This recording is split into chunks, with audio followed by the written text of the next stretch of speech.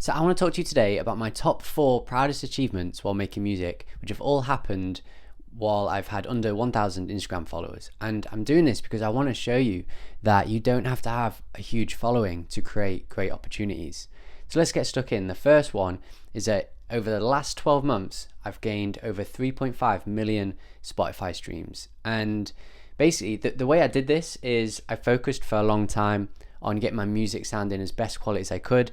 I started sending it to record labels, and then I started to form a relationship with a decent record label that could start to push my music.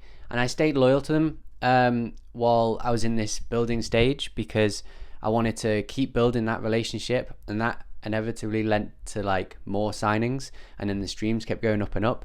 I think I'm on about somewhere between like 10 to 15,000 streams a day at the moment, and that's all because of just focusing on the music and building a relationship with a decent record label. My second biggest achievement is that I recently opened for one of my favorite music artists called Jero. And Jero is actually, he's an artist that when I started listening to his music, that's what made me want to then go and create my own music. Basically, how I did that was he posted on Instagram that there was a mix competition. So he had to submit a 30-minute mix, and then he was going to pick the best one. And then you got to open for him at one of his Canopy Club events in London, and it was amazing. It was on this rooftop in London. I'd never done this before. It was my first ever gig. It was a 2-hour set, and I only had 30-minute mix, so I had to create another hour and a half in a couple of days, but we managed to pull it off.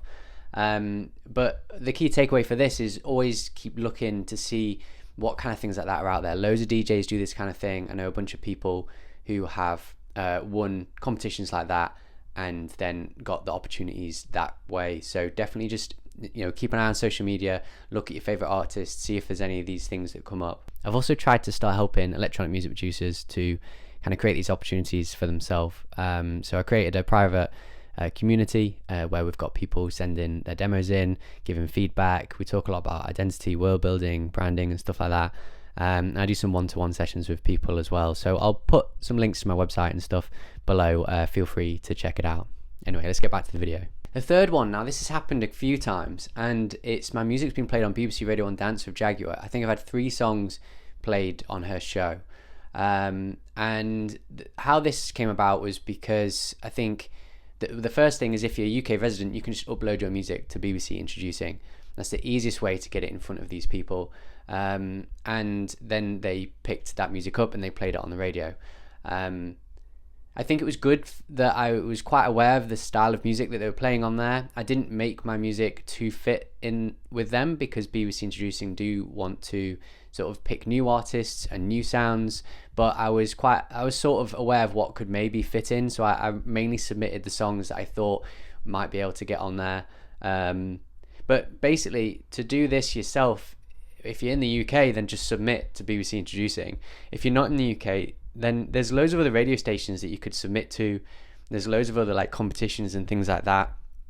Lots of DJs want your music so they can play them out in their sets. So just DMing, DJs, producers that also play live, like trying to build those relationships so that you can get your music in front of different people, and then they can start playing it out live. And then what's great is you can use that for content on social media afterwards. If you get your music played by a DJ or on the radio, it's great content for socials. It's really nice social proof to show other people, look, my music's working, people are listening to it, and it looks really good. And the final one is that I recently did a 40-minute live mix in a skate shop. For this, it was me trying to focus on world building and branding and how can I showcase my identity.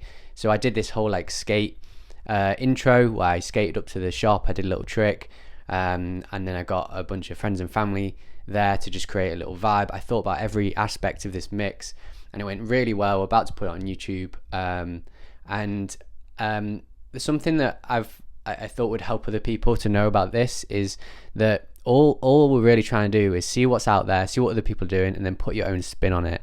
Doing a DJ mix on YouTube is nothing new, but I tried to do it in my own way so it stood out a little bit. I also took inspiration from others. So Nura Impure did a mix on YouTube, and she did a dive in the ocean first, which is very on brand for her. Then she hopped onto a boat, and then the rest of the video is the mix.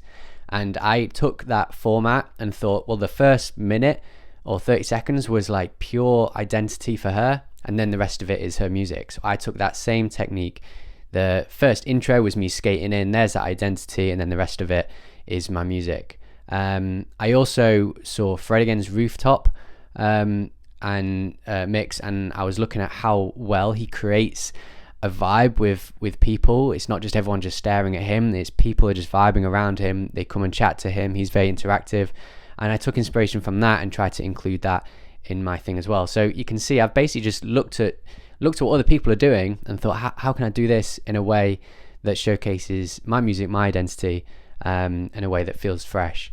So basically the main takeaway is that you don't need loads and loads of followers to create these kinds of opportunities. It's just all about getting your music sounding really good, sending it out to people, whether it's DJs, industry people, labels, radios, wherever, and then just start to try and put yourself out there, whether it's on social media, whether it's YouTube mixes, things like that, and try and just sort of put your own spin on things, really. And that's a great starting point. That's what I'd say to anyone that's under 1,000 followers to get started with, and it'll put you in a really good position to then build on that going forward. If anyone wants more support with stuff like this, a little bit more detailed, I'll pop a link to my Discord private community and my website below.